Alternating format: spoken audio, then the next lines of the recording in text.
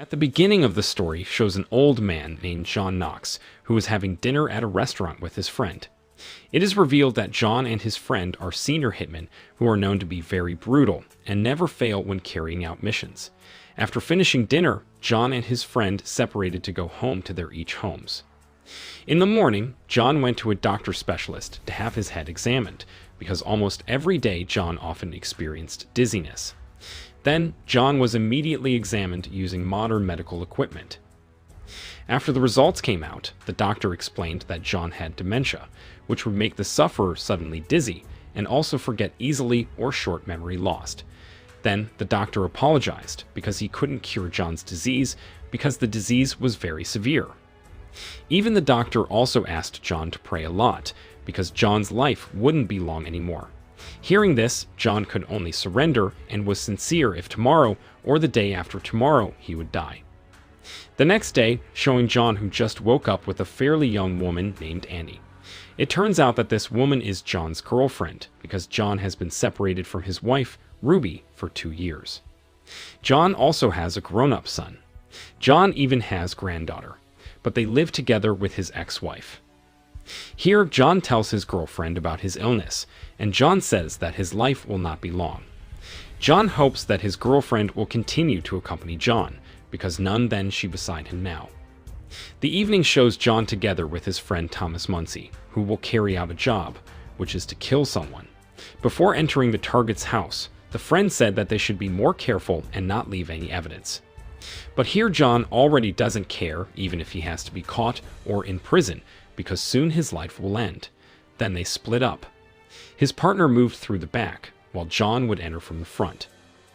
Unfortunately, when John was already inside the target's house, his illness had to relapse, which made John's head severe pain.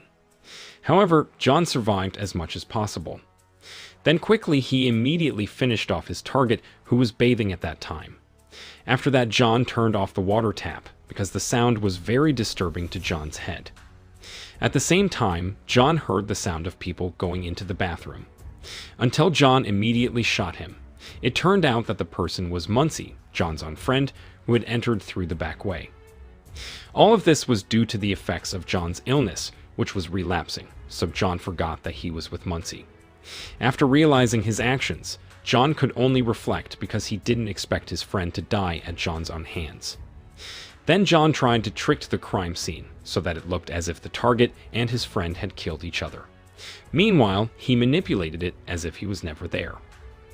The next day shows a police detective named Emily Ikari and one of her colleagues who are processing the crime scene for the death of John's target, as well as his friend last night.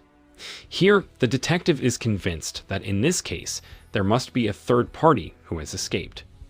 She suspected this because if they died for shooting each other, then who was the person had turned off the water tap? In the end, the detective and his partner decided to investigate the case in more detail. The scene moved to John, who was visiting someone. It turns out that this person who always gives John a job, and also pays John when he can finish off his target. This person is John's mentor, named Philip Jones. Here, John tells him that last night he had successfully eliminated his target. But John also accidentally had to kill Muncie due to John's sudden relapse of illness. Maybe it's time for John to retire from the hitman, because his condition is not as healthy as before. Then John also told the mentor about his age, which wouldn't be long. John advised that if he was gone, then John asked the mentor to give all of his inheritance to the 3 people John loved the most. Hearing this, the mentor promised to fulfill all John's wishes, and the mentor asked John to get plenty of rest. Later that night, when John was at home, he suddenly heard a knock on the door. When he opened it, it was John's son with a wounded hand and was very panicked. John immediately brought his son inside, then invited him to talk at the dinner table. He was told that his son was named Miles, and John asked Miles to tell him what had happened. Then Miles explained that he had just finished off a Masher man. This is because that man has impregnated his daughter, or John's granddaughter, who is only 17 years old. Meanwhile, that man himself is 34 years old, a mature man. Initially, Miles was only going to teach that man a lesson, but that man instead told him how delicious and pleasure it was to have sex with his daughter. So Miles angry and immediately finished him. While the purpose of Miles' arrival here is to ask John for help on how he can be freed from the law for his actions, John replied that Miles just needed to calm down, and Miles should now clean himself first. Then John asked Miles to put his clothes in a plastic bag that he had provided. After finishing his shower, John asked Miles to return to his mother's house and never tell anyone about the murder. John promised to take care of the case, and Miles shouldn't panic. A few minutes later, John went alone to the Masherman's house, the person Miles had killed. Once inside, John wrote everything he had planned, in anticipation if his illness recurred and suddenly forgot his memory. Then, John tricked the incident at the crime scene. Then he also killed the security guard who was guarding the CCTV room. John quickly manipulated the CCTV footage to make it look as if Miles had never been there. After feeling everything was safe, John hurried away from that man's house. The next day, showing the police detective Emily who just got a report related to the case of a man's death last night. Quickly, the detective and his men immediately went to process the crime scene at that man's house. Once there, the detective examines the man's body and looks for other evidence of the murder. On the other hand, it shows John who went to one of his colleagues named Xavier Crane. We are told that Xavier used to be a former hitman, just like John. But now he is retired because he is no longer young. Here John tells Xavier about his illness. And John also explained that Miles, his son, had been involved in a murder case. John has a plan to save Miles, and all the plans he has wrote on a piece of paper. John asked Xavier for help to contact John every day, then remind him of John's plan to save Miles, his son. John was worried that if he suddenly lost his memory, he wouldn't remember the notes on his paper. Hearing this, Xavier promised to remind John every day through phone calls. In the afternoon, John was seen soiling Miles' white shirt with fake blood, which he then put in a plastic bag. Not long after, John's girlfriend arrives, because they haven't seen each other in a few days. However, John is busy organizing a plan to save Miles, so he doesn't really respond to his girlfriend. Here, Annie, the girlfriend, accidentally finds an expensive painting and asks if this painting is real. John replied that the painting was indeed original, and the price could reach $1 million. Soon John will sell the painting, then he will distribute the money equally to people John loves. Then John asked that the girlfriend should just go home and come back tomorrow, because now he was very busy. A few hours after that, John was contacted by Xavier, his best friend. Here Xavier asks if John still remembers the plan. John replied that until now he still remembered, even he was busy organizing everything. Then Xavier advised John not to lock his cell phone with a passcode, because if his illness come back and his cell phone was locked, then everything would be troublesome. Then John agreed. After that, John kept a fake fingerprint on the knife used by Miles when finishing off those men. John had also manipulated other evidence, which he put into a plastic bag. Later that evening, John met with Miles at a cafe. Here John said that sooner or later Miles would be interrogated by the police, because the man that he killed had a relationship with Miles' daughter or John's granddaughter. John suggested that when interrogated later, Miles should keep calm and not panic, because it will only make the police suspicious. After understanding what John said, they returned to their each homes. On the next day, John was seen watching Miles' house from a distance, until when Miles and his family had left the house, John immediately went inside secretly. It has not been told what John really wants, but certainly John will remove all the evidence that has been manipulated. Then he kept it separately in Miles' room. On the other hand, it shows Miles and his family having lunch at a restaurant. At the same time, a man is seen paying attention to Miles' daughter. Miles, who didn't accept that his daughter always been watched, he immediately beat the man. Behind that, John, who was already at home, was suddenly visited by several policemen. It turns out that the police were ordered by Detective Emily to bring John to the office for the death of Muncie, John's friend and John's target, at the beginning of the story. Casually, John agreed to go with them. Upon arrival at the police station, the detective explained that in the CCTV footage, he found John in the yard of the target's house. until the detective suspects that John is the third person in the case of the death of two men who shot each other. John casually replied that maybe at that time he just happened to be passing by. John also asked whether the detective had stronger evidence for his accusations. As a result, the detective could not answer, and John was released again. After that, John went to his ex-wife's house, or Miles' mother. Here, John apologizes if in the past he often hurt her. John also promised that soon he would cash in all his assets and then distribute the property to his ex-wife and also Miles, their son. Hearing all that, the wife replied that she had forgiven John long ago, and the wife also hoped that they could back together again. However, John, who realized that his life wouldn't be long, refused and chose to leave there. In the afternoon, when John was at home, he was again visited by his girlfriend.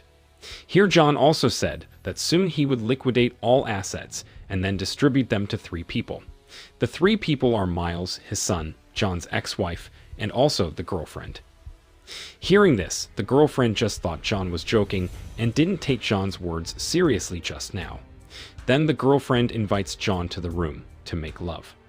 The scene moves to Detective Emily and her men.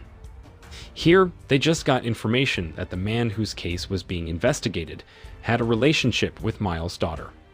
That very day, the detective ordered her men to bring Miles and his family in for interrogating. 1 hour later, Miles and his family were seen arriving at the police station. Miles would be interrogated by Detective Emily, while Kaylee, his daughter, and Cheryl, Miles' wife, would be interrogated by her partner. While interrogating, the detective had also mobilized her men to search Miles' house.